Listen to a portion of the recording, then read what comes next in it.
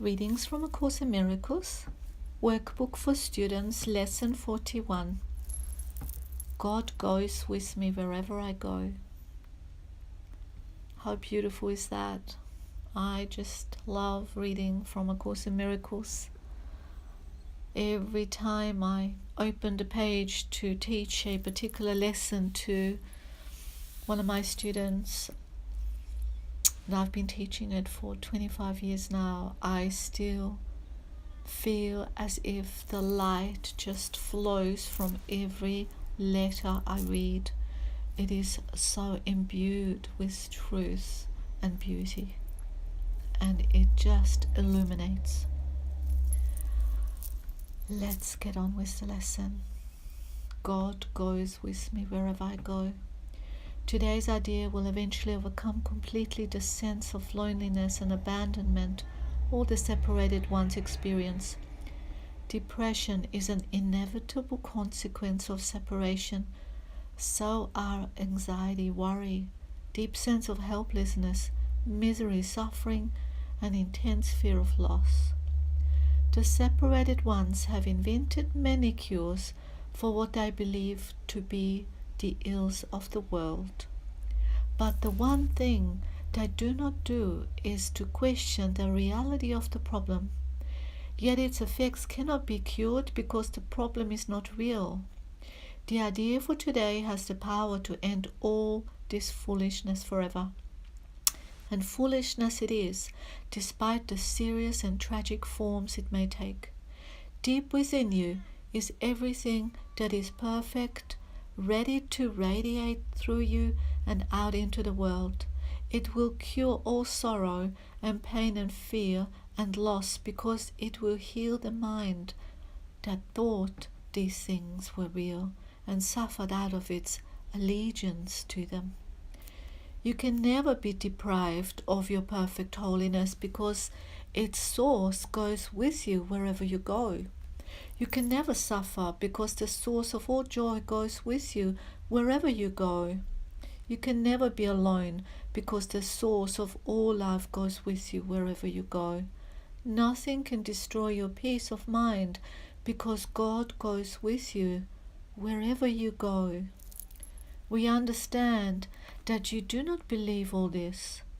How could you when the truth is hidden deep within, under a heavy cloud of insane thoughts, dense and obscuring, yet representing all you see? Today we will make our first real attempt to get past this dark and heavy cloud and to go through it to the light beyond. There will be only one long practice period today. In the morning, as soon as you get up if possible, sit quietly for some 3 to 5 minutes with your eyes closed. At the beginning of the practice period, repeat today's idea very slowly. Then make no effort to think of anything. Try instead to get a sense of turning inward, past all the idle thoughts of the world. Try to enter very deeply into your own mind, keeping it clear of any thoughts that might divert your attention. From time to time, you may repeat the idea if you find it helpful. But most of all, try to sink down and inward, away from the world and all the foolish thoughts of the world. You are trying to reach past all these things.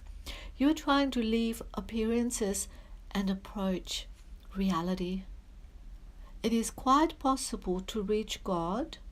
In fact, it is very easy because it is the most natural thing in the world.